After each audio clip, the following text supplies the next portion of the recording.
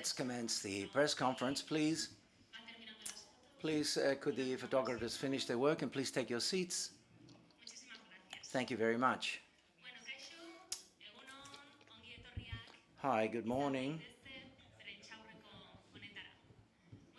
Good morning, as I was saying. Welcome to the press conference of the film, which is projected in the section Pearls, Seberg. We've got with us to present the film and to answer your questions the actress Kristen Stewart and the director of the film, Benedict Andrews. You know how this works. Raise your hand, we'll give you a microphone and we'll translate for you. Can you both hear me? I hope so. Good, thanks. Hi, good morning. Over there on the left, I always thought that Jean Seberg had committed suicide, but now I have the doubt or whether she was made to commit suicide. Kristen Stewart, do you believe that this film has made you use the good use of fame, made you think about the good use of fame? And in any case, what would you like to invest that fame in that you have to change the world, perhaps, which seems that one becomes an actress to do that, or at least to, that's what I imagine. So what do you think about all that? The first part of that's pretty dark. I can do that if you want.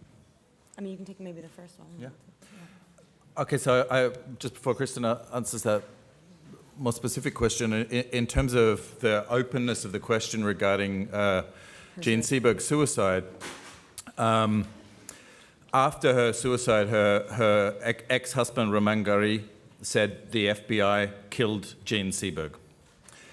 He didn't necessarily mean literally, he meant through the psychological pressure and brutalization that the film shows that pressure pushed her over the edge. There is some speculation and some discussion due to the circumstances of her death, whether it was a murder. Her body was found 10 days after she disappeared. The amount of barbiturates and alcohol in her body meant that her body was found in her car, and it meant that it would have seemed quite difficult that she could have driven. So there is some mystery about her death. Romain Gary also said that Jean tried to commit suicide on the anniversary of her daughter's death, each of those 8 years, which I find incredibly tragic. And I think it points to this sort of incredible tragedy in her life. But the film shows that she suffered for her political idealism and for her openness of spirit. She suffered a kind of political persecution and attack and pressure that contributed to the tragedy of her suicide. In terms of having a responsibility as an actor, as a storyteller, as somebody who's, widely watched, Jean was the type of person who really had this deep desire to be looked at, because there was something, there was some sort of light that she knew was beneficial. I mean, I know, it's such a strange impulse to want to tell other people's stories, because they hit something inside of you that you think that you can sort of highlight.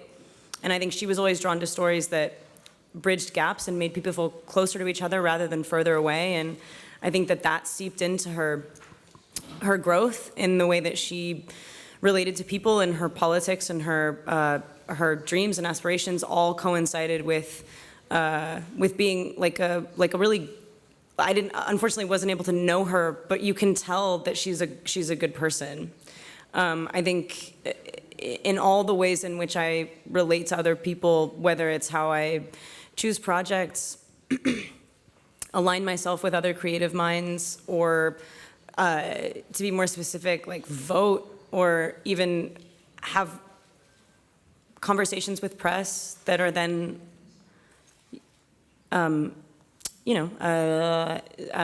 pervasively consumed. all of those things are reflective of who you are and what you believe in, and that's a responsibility in itself, and I acknowledge that for sure. So yeah, it's a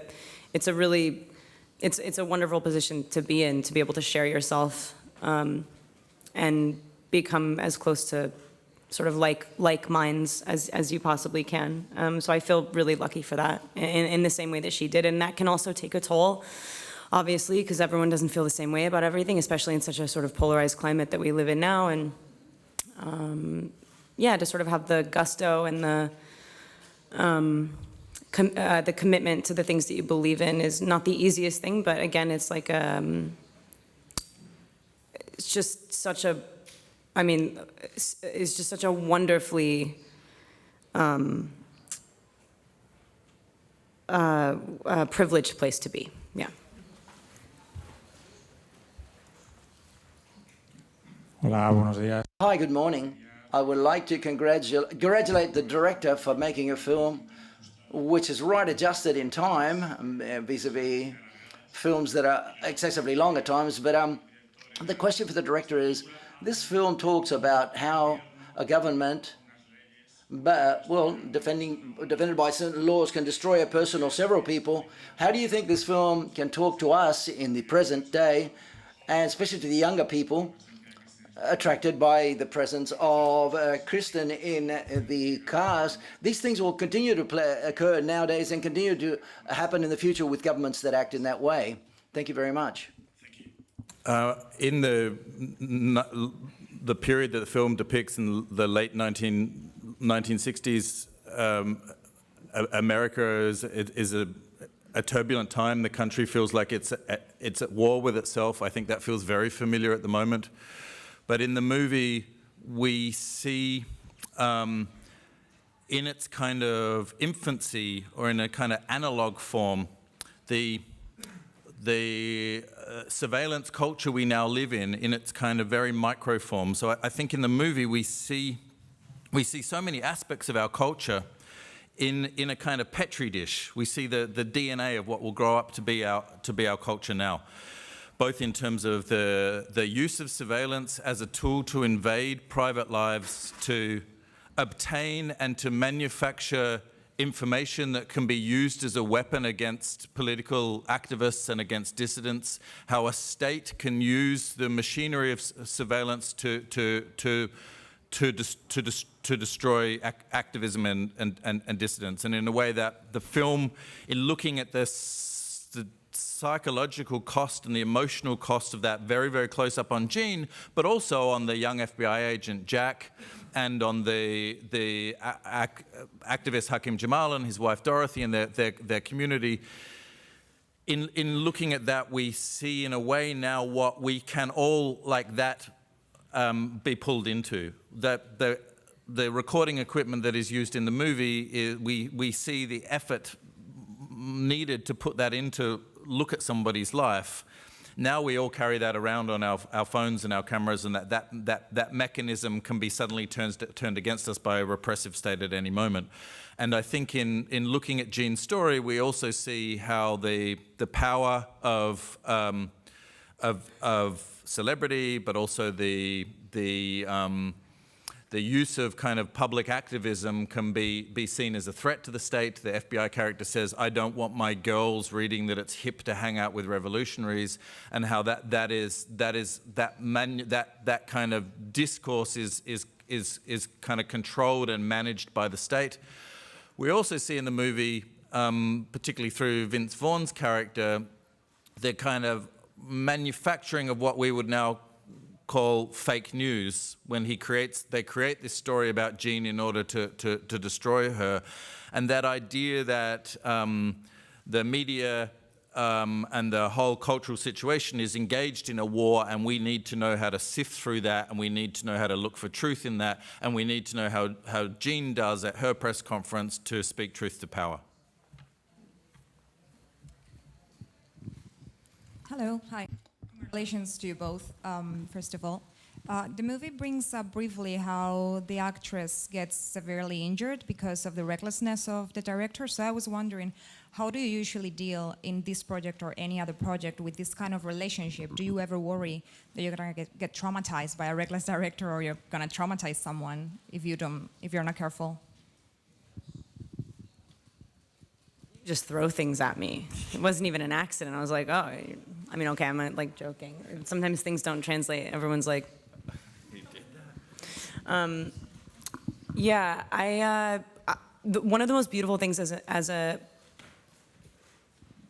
performer, which I don't like to use that word because it definitely implies that we're faking something, that you're performing emotions or a story in a way. Like the best way is to get completely inside of something and lose yourself completely.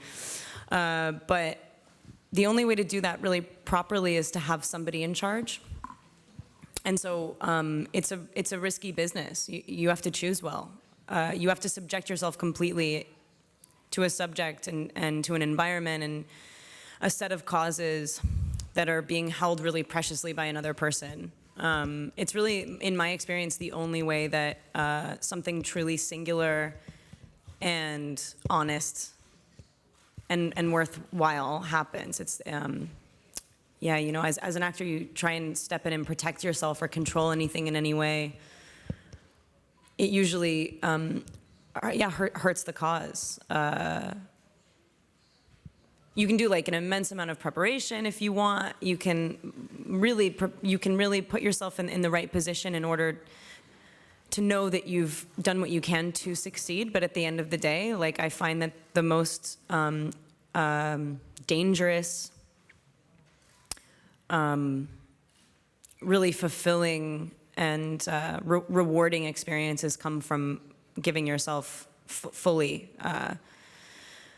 to the experience, which is being held by the director. It's a singular thing. Yeah. I would say two things on it. One is that for most of my grown-up life, I've been lucky enough to be a theatre director and to work with actors in the kind of laboratory of the theatre rehearsal room, where there is kind of nothing but you, the actors, and the room to play. And in that space, you have to make a place where it's safe to be dangerous and a place where it's safe to go to the limits of human behavior. And that has to be, I'm in pursuit in the theatre and as a filmmaker in raw, open, truthful performances. And I want to get to that place through working with actors who will be brave and actors who will go to those places. And that's it's a dance together, but you have to create a space where it's kind of safe to take risks. And it's a very fine line. I want to be in a space where there's a kind of push and pull with the actors, where you're searching and discovering together, and when you're going on a kind of, a search together. In terms of Preminger, I would not endorse any of the things that Jean found so brutal in her relationship to him, and as a young actress with very little experience, as an older experienced director, he kind of very much brutalized her.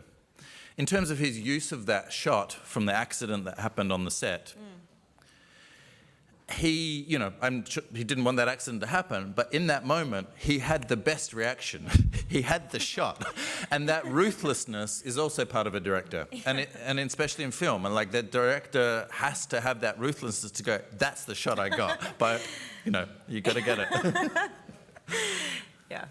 That's funny. No, I also completely, I think that there are some people that abuse that power and that it becomes more about them than it is serving the story. I think that there are egotists that are attracted to that job. You have to be somewhat insane to say, I'm going to lead the charge of like 200 people and lots of money and lots of time. And you know what?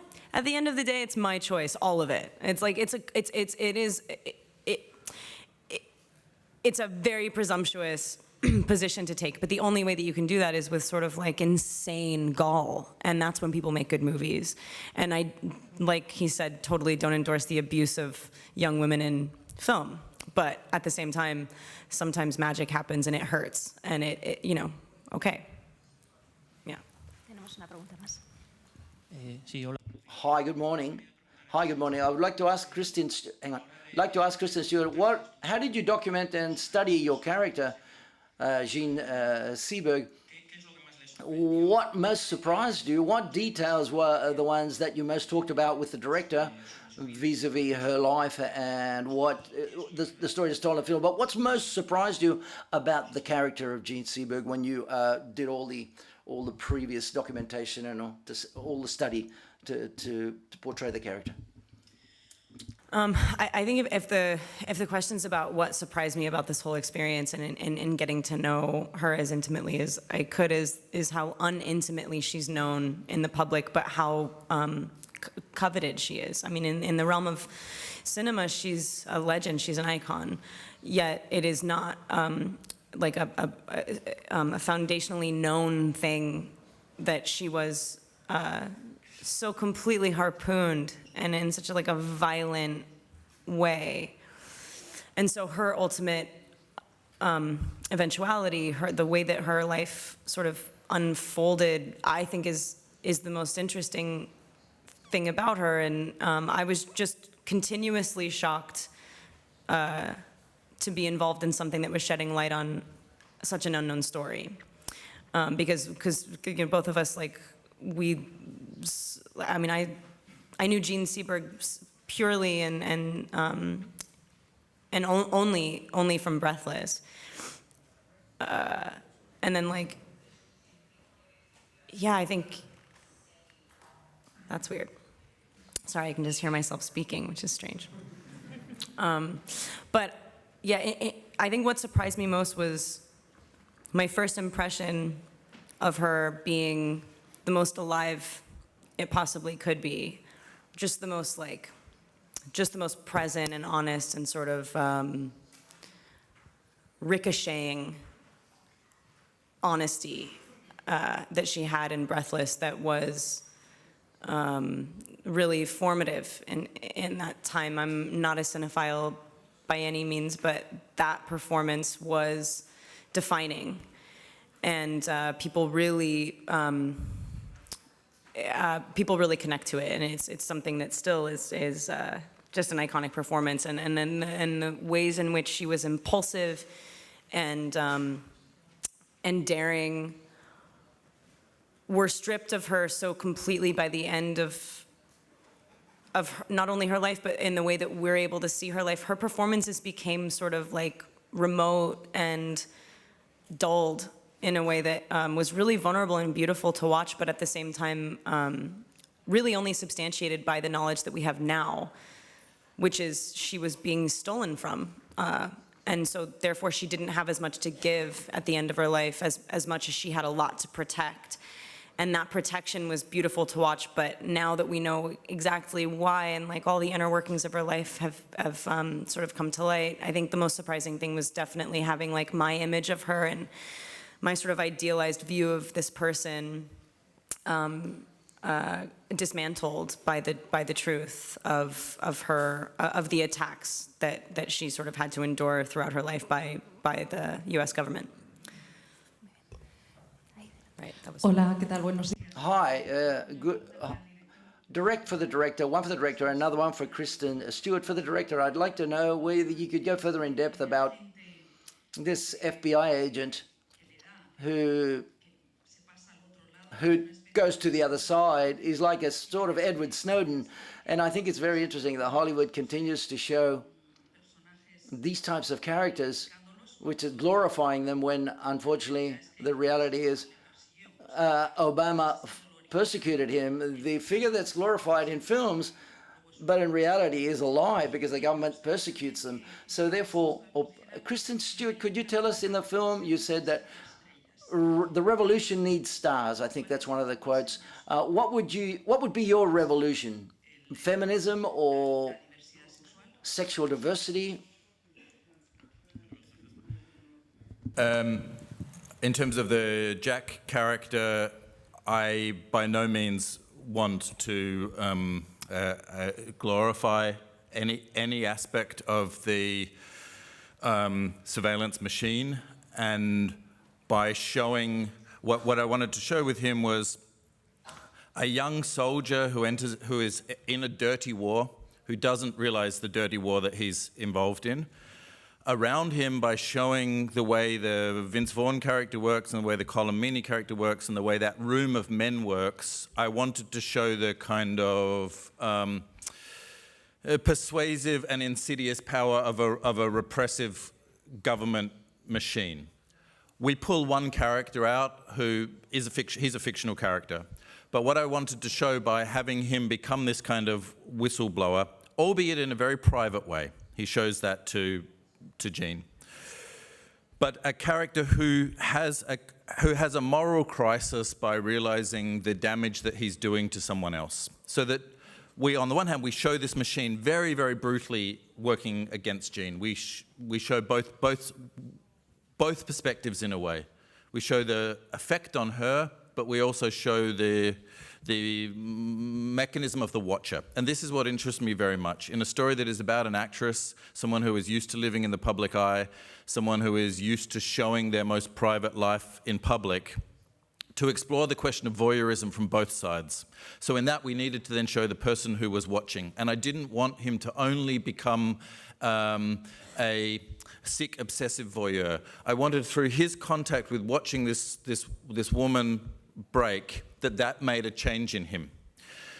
And I think that is the important kind of secret thread of the movie, is that ultimately is about the interweaving of these two lives. These two young people from opposite sides of the political spectrum, who in the end have this very difficult final meeting where they acknowledge what happened between them.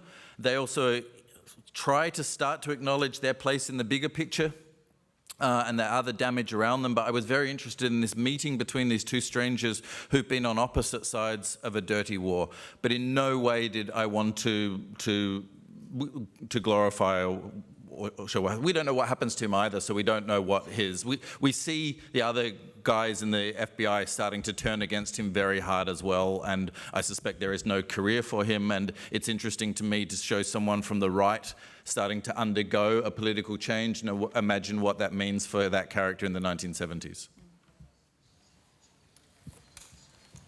There's like so much to stand up for nowadays. Obviously, I think I think it's pretty clear which side of the spectrum I tip onto. The power of my voice, the power of the work that we can do is immense. I acknowledge that completely, while also standing up for the type of person that I am, which is not a loud person. But I think if you're gonna ask me like what my causes are, they're so obvious. I think gun control, climate change, like equality, all of those things right now, like, you know, like the most humanitarian and very base issues are the ones that hurt me, and the ones that I would like to, you know, I mean, Jesus Christ, maybe try and like have something to do with. There's like one, I mean,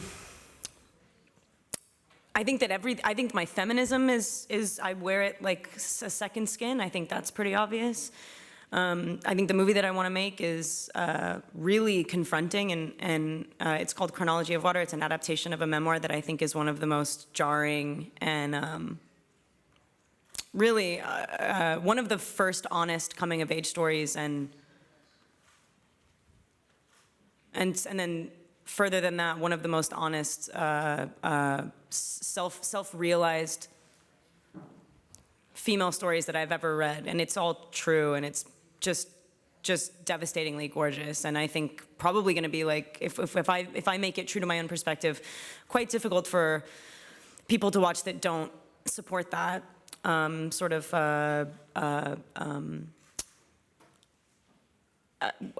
commitment to the truth of feminine identity that I think has never really been reflected in film in a prevalent way.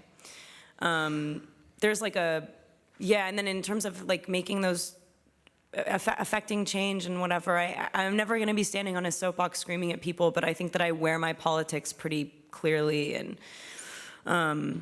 there is like a little short that I want to make that's also quite jarring, that isn't put together in any sense. But I think for me, at this point, I think gun control is where I put my, for me, I'm just like gun control and climate change are just like, I think that we're all like sitting here shaking in our boots on both of those subjects. So those.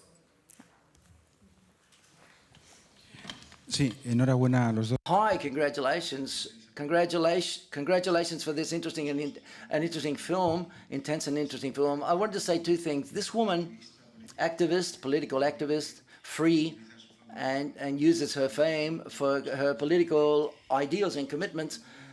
It's curious she abandons Europe, specifically in May '68. She leaves Paris, she goes back to US, where she was born, where there's a context which is completely different. That contrast, I imagine, is intentional, and I thought it was very interesting. Just like the Jack, the FBI agent, I'm not too sure where this parallelism could be made, but he, the agent from the Stasi, who's spying, he is someone who believes in the system, for example. Just like the FBI agent, he's talking about another film. He talks about Captain America, for example. It can't be more American because you see the comic.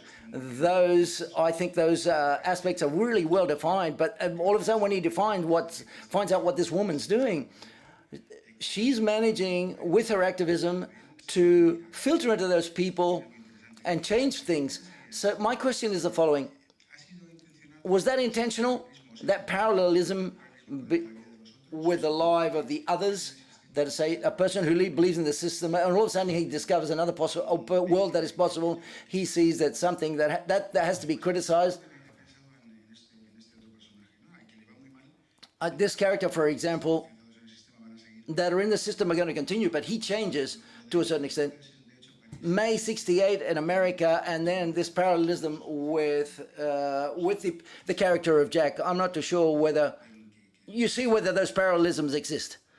I hope. Yes, he was referring to the fact that Jack. Yeah. The interesting thing is, you have her straddling Jean straddles two worlds. I think that's a very fascinating thing about her. She's a girl from the Midwest, from Marshalltown, Iowa, who ends up being married to Roman Gary, living on the left bank, the star of Burusuf, and she's between these two worlds. And at the same time, she's still wanting to go back to Hollywood and do kind of conventional cinema and be a star. So she's between these two worlds. When she leaves, you have the first scene where Roman Gary says, "Look, I'm not going to leave now. There's too much going on here," and she goes over there to an America which is also in 1968 in its most turbulent year of history. Martin Luther King has been assassinated in the month before. There've been riots. She's going into an equally turbulent situation. So those parallels were important for us. But I think an interesting thing is that the movie doesn't really show that. It's kind of, you hear it on the radio in May '68, and you know that it's going on, but the battlefield is the private space, and the battlefield is in those microphones going through walls, and in the bedrooms, and in the meeting spaces. That's where we see this secret war going on. In terms of the parallels with the lives of others, yes, there is a similar thing in that character goes through a moral transformation, and someone who has been involved in a kind of repressive organization starts to identify with the people who have kind of been his victims. I guess for me, I was also looking a lot at the paranoia thrillers of the 1970s. The Conversation is a particular reference for the movie, but also other films like The Parallax View, and that atmosphere of kind of tension and uncertainty was also important. And I think a difference with something like the Lives of Others is this kind of intersecting of Jean's story and Jack's story, almost as a kind of love story between the two of them, so that the story is not 100% about his transformation, but in a way about the touching of these two lives rubbing against each other. He's invisibly with her through nearly every frame of the movie. We know he's there. She senses someone's there, but can't really know until that final scene. And in the way that becomes a kind of exploration of the truth of their encounter as well. And how people that think that they're dissimilar, that there's a sort of baseline through all of us that if we have any faith in equality and connection in any way, you go, oh wow, those people couldn't be more different, yet they are, like he said, rubbing sort of to them and until the end, like quite unknowingly. And that surprise is really enlightening and really beautiful. Una última pregunta. Final question. Hi. For Benedict, seeing the films, Hollywood films, that focus upon real events for a director, is it much more complex to direct a film of this type? I ask this because of trying to achieve documents, because it's very difficult to achieve documents, and some of them are top secret, for example. Or do you have the director can have the license of including in some scenes something which is fictitious, something from fantasy? Basically, is that a greater responsibility for the director or not? It's a great question, and also, especially as I said, we're coming from the theatre, where I'm used to working with, great dramatic literature, where the responsibility in truth is to do with the dramatic situation and to do with in going into the complexity and raw humanity of a dramatic text, is to touch an audience and to affect some change in an audience in the event of the theatre. And to make something happen in the theatre. And that's always been my truth. And in my first film, Uno, which is from a play, but deals with a very real situation of abuse, but is completely fictional, there was a truth to kind of look at the emotional consequences of someone who had been through that, but it's not a documentary, it has to be specific. This is very tricky in that this is a real life, and as Kristen has said, this is a story that many people do not know aspects of. So I guess for me, I took something that Jean said when she looked back at these years. It was like one long nightmare where she didn't know what the truth was and what the reality was. And we're dealing with portraying something where someone's truth is destroyed. You could almost say that that's what the movie is about, is how a truth can be destroyed and an openness can be destroyed. And we watched that happen kind of in real time, and we watched the decision-making process in the FBI happen. All of the FBI aspects of the story are fictional, in that those characters are created by the writers, but they're created from the real documents that can be found and from research and study of the tactics of COINTELPRO, which was the FBI's counterintelligence program, which was aimed against activists. And the tactics that are used in the movie, whether that is calling a spouse of an activist to say that they're having an affair, or bugging, or the destruction of relationships that we see in the movie, they are real and documented from the tactics of this secret part of the FBI during this period. The documents that Jean reads in the final scene and the letter that the Vince Vaughn character prints, they come from real documents that are available, albeit redacted. Throughout the movie, and also the biography of Jean Seberg, the biographies you can read from this period, they are kind of contradictory. There's also something fictional about her life. Romain Gary wrote a book called Chien Blanc, The White Dog, about this period. Carlos Fuentes wrote the book, Diana, the Goddess Who Hunts Alone, about their affair in Mexico during this period. And all of the biographies are also, they have contradictory facts. So I'm not trying to make a documentary, and you can't. The facts also differ. But we try and weave in some of the few real things we know about Jean. For instance, to Hakim Jamal, she says, it's all the same, isn't it? What's happening in America, the war in Vietnam and the racism in America, it's the same place. We read in a biography a report of Jean saying this to a reporter at a party one night. So we kind of take those things. So in making any movie, there is a lot of condensation for dramatic intensity. All of the stories in this movie, Romain Gary's story, Jean's story, Hakim Jamal's story, Dorothy Jamal's story, all of those things, we see only the tip of the iceberg. They all had fascinating, turbulent, complex lives that we are then trying to distill down into the drama and tension of the movie. And my way to do that was, again, this question of the interlocking lives. So the logic of what the movie wanted to look at was the interlocking of Jack looking at Jean, and Jean being looked at Jack, and their journey together. So you have a responsibility to the life, you have a responsibility to try and find the truth of the life, but in doing that, there is